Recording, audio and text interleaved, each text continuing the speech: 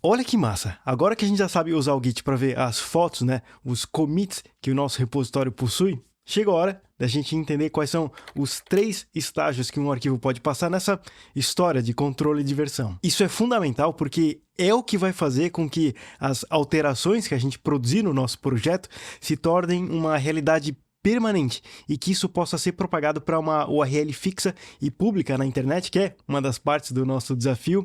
Fora que é uma habilidade fundamental quando a gente está num ambiente profissional e que envolve mais pessoas trabalhando ao mesmo tempo. Então vamos lá. O primeiro degrau, ou estágio que um arquivo pode passar, é o de modified, ou modificado. Isso sempre vai acontecer quando um arquivo que já participa do seu repositório de uma forma concreta, ou seja, é um arquivo conhecido pelo Git porque já foi tirada uma foto dele no passado. Quando esse é o caso e esse arquivo sofre uma alteração, ele vai ficar destacado como modified. Modificado. Mas nem todos os arquivos que você mexeu ou alterou enquanto você estava, por exemplo, sei lá, cavucando por um bug, você quer fazer o commit, né, se comprometer com essas alterações. Às vezes você revira o repositório e deixa ele de cabeça para baixo para perceber que o ajuste precisava ser feito só numa linha de um arquivo. E apesar de toda a bagunça feita ao redor desse arquivo, você quer se comprometer só com a alteração feita nele, né? E não no resto. E isso faz a gente ir para o próximo estágio, que são os arquivos staged, que estão numa área de preparo, onde você informa para o Git que, apesar de tudo que foi modificado no repositório, você quer só considerar isso aqui, colocar esse arquivo em cima do palco para quando chegar a hora de tirar a foto, né? De fazer, de fato, o commit, e o resto deixa lá nos bastidores por enquanto. E agora que a gente tem um arquivo modificado ali no palco, chegou a hora da gente se comprometer com essa versão e realizar o commit. E isso faz concluir a escada de estágios que um arquivo pode passar, que é infinita, na verdade, né? Porque daí, logo em seguida, tem mais um degrau com arquivos modificados, com novas alterações, e depois eles vão ser selecionados para a área de staging, e aí vem um commit de fato, e aí por aí vai. Então, é muito importante a gente acompanhar o status do que está acontecendo no nosso repositório. E é exatamente isso que a gente vai fazer agora, né? Como que está o status do nosso clone depois de tudo que a gente fez nas aulas passadas. Isso porque, na visão do Git, a única coisa que ele tem é esse commit aqui, onde foi adicionado o readme. Tanto que se eu digitar git log de novo, mas adicionar a opção --stat, retorna de forma resumida o que já foi mostrado lá no GitHub, em especial a adição de 2 linhas que compõem o arquivo readme. Isso é o que o Git tem na memória dele, né, no banco de dados dele, lá dentro do diretório.git, porque o que a gente fez fora dele, né, no diretório, na pasta que a gente está trabalhando, a situação está bem diferente. E para comparar o status do que tem lá dentro do .git com o status do que tem aqui fora, é bem simples. Basta a gente digitar git status e ao apertar o enter, o Git vai comparar tudo que tem de diferente desde o último commit. Onde o mais importante para agora é notar que existem arquivos num estágio de untracked, ou seja, esses arquivos aqui não estão alterados, não estão staged e também não estão committed. Então, pera. Não tem só 3 estágios que um arquivo pode passar. Tem 4, o estágio de untracked ou não rastreado. Isso significa que eu menti para vocês? Sim, assim, sim e não. Pelo menos não na visão do Git, porque um arquivo que não está sendo rastreado, acompanhado pelo Git, que nunca entrou num commit pro Git, esse arquivo não existe.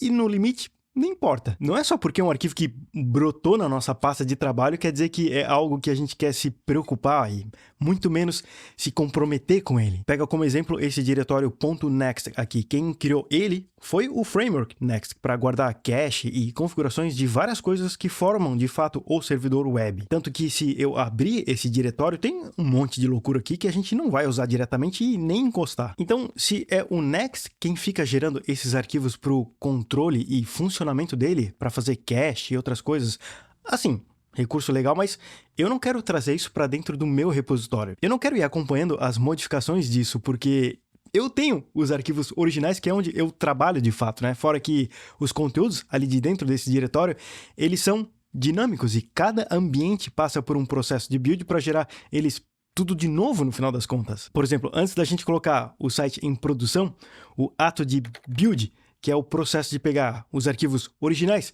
que a gente escreveu e através deles construir os arquivos finais que os navegadores vão ler, eles são colocados dentro do diretório .next, onde num build de produção são gerados até de uma forma mais otimizada, com arquivos mais compactados que os arquivos que estão aqui dentro do nosso ambiente de desenvolvimento. Então, nesse contexto todo, vale mais a pena ignorar esse diretório do que acabar trazendo ele sem querer para dentro do nosso controle de versão para controlar e acompanhar toda essa loucura. Mas agora, como manter ele ali dentro da nossa pasta de trabalho? Porque é importante que ele exista para o Next funcionar na nossa máquina, mas ao mesmo tempo fazer o Git não dar bola para ele, ignorar qualquer coisa que aconteça ali dentro. Ótima pergunta, como sempre, e para isso existe um arquivo especial chamado .gitignore. Olha que massinha. Eu vou fechar o diretório .next aqui, e na raiz do projeto eu vou criar o arquivo .gitignore, que automaticamente foi aberto aqui do lado. Agora, tudo que eu digitar aqui dentro,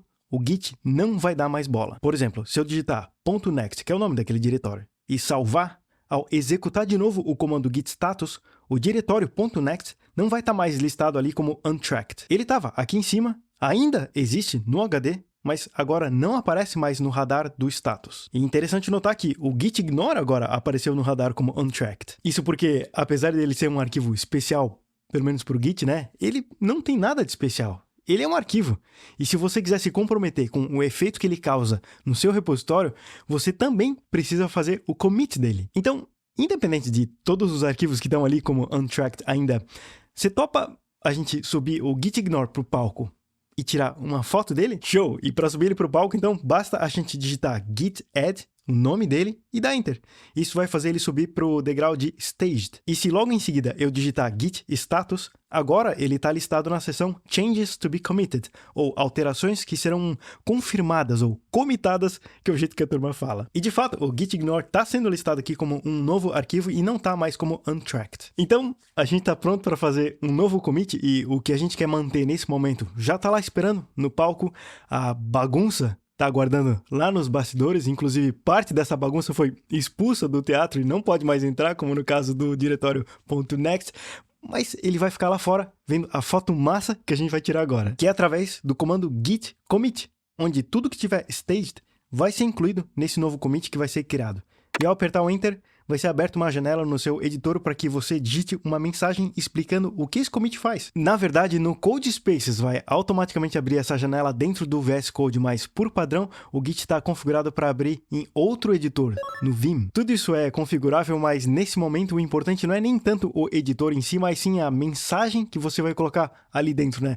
O título do seu commit. Então, ao digitar git commit e abrir essa tela cheia de texto aqui, não se assusta, tá? Nada disso aqui vai entrar como mensagem do seu commit. Tem uma observação nesse texto mesmo, falando que tudo que tiver com a cerquilha, né, ou hash, vai ser ignorado. Então, tudo que tiver aqui definitivamente vai ser ignorado e serve só como uma dica visual do que tinha sido retornado antes no comando git status. Dito isso, coloque aqui no início uma mensagem que você acredita representar o que esse commit faz, como essa, por exemplo. Mais para frente eu vou ensinar sobre os padrões que grande parte das pessoas adotam nessas horas, porque o mais importante agora é digitar algo e salvar. E com isso salvo, ao fechar essa aba, olha o que vai acontecer no terminal. Foi feito o commit de fato. Muito massa, e meus sinceros parabéns. E você já aprendeu a ver a lista dos commits existentes de um repositório e que agora deveria listar esse novo que a gente acabou de fazer. Então, ao digitar git log, retorna a lista agora com 2 commits, sendo que o mais novo que está sendo listado aqui em cima é o nosso commit. Fora que, se eu digitar git status, não deveria mais constar nenhum arquivo no palco, nenhum arquivo staged, porque agora ele está committed. E a gente volta para aquela escada infinita. Mas espera, eu acho que eu fiz uma besteira aqui. Eu esqueci de uma coisa. Tinha mais um diretório que eu queria ignorar, que é o Node Modules. Esse diretório também é gerado de forma automática. Ele guarda os módulos que a gente instalou pelo comando npm install, né? Tudo que é instalado acaba sendo instalado ali dentro, né? Fica tudo guardado ali. E não me importa muito como que isso está sendo feito, até porque, de certa forma, eu tenho o manifesto package.json que consegue recriar essas instalações do zero. Mas agora, o que eu faço? Dado que, pelo menos eu, já me comprometi, né? Eu já escrevi no histórico do Git a versão atual do .gitignore. Bom, eu posso alterar o arquivo gitignore e declarar lá dentro que eu quero também ignorar agora o diretório node modules, dar um stage nessa alteração e fazer um novo commit. Correto? E correto, mas nessas horas tem uma outra coisa que eu vou sugerir você fazer, que é meio que uma viagem no tempo, vamos dizer assim. é bem massinha e que eu vou mostrar isso na próxima aula. Então, marca essa daqui como concluída e eu te vejo lá.